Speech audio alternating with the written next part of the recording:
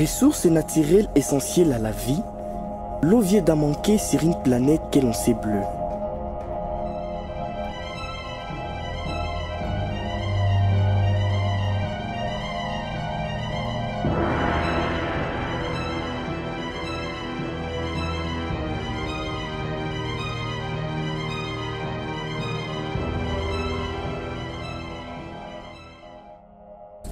Si elle est composée de 70% d'eau, la Terre n'offre que 2,5% d'eau douce et consommable, dont seule 0,5% est accessible à la surface.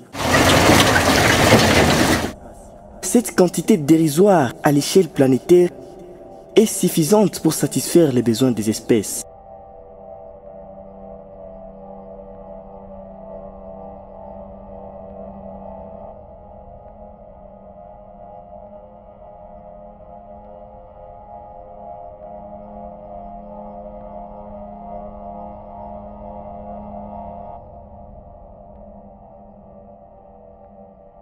Mais l'accès à cette ressource vitale est si inégal et ne peut que faire l'objet de conflits.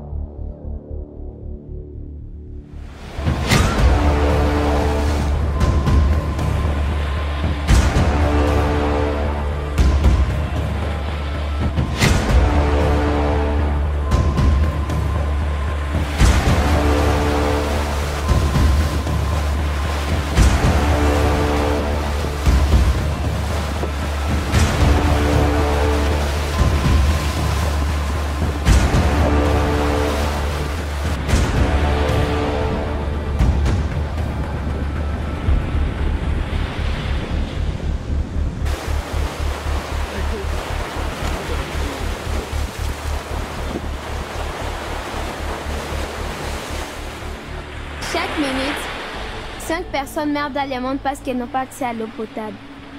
Dans ma ville, nous avons chaque matin de tous les jours, moi et mes 2 sœurs, à lutter pour satisfaire notre soif, à parcourir des kilomètres et des kilomètres pour en trouver.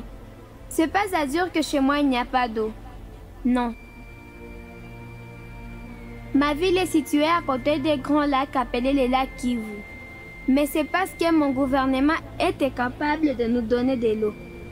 Certains qui ont de l'argent en achètent sur des vélos ou aux citernes. Mais pour le cas de ma famille, on est obligé de descendre au lac où on y met un peu de chlore. Parfois, nous buvons l'eau de pluie. Mon gouvernement n'a pas de projet de société concernant l'eau. Ils autorisent même aux grandes autorités de ma ville à s'approprier les lacs en construisant des hôtels, des villas et des concessions privées. Nous n'avons plus accès à voir les lacs. Ils font semblant de savoir que les maladies hydriques affectent principalement les enfants et les adolescents et condamnent les futurs avec les épidémies du passé. L'eau polluée tue chaque année des millions d'individus, dont 90% ont moins de 14 ans. Dans la majorité des endroits de ma ville, l'eau est rare, chère et hors du portée. Et ça fait assez qu'on soit exposé à toutes ces maladies hydriques, comme aujourd'hui la diarrhée. Si l'eau potable est un droit humain, alors chaque humain doit disposer pour son usage personnel et domestique d'eau adorable et serein, en quantité suffisante et de qualité acceptable et accessible. 75% de la population gomatracienne n'ont pas toujours accès à l'eau potable. Elle devrait contribuer à la survie des êtres vivants. Le XXe siècle a été le théâtre des affrontements pour l'or noir. Notre siècle pourrait être celui des massacres pour l'or bleu.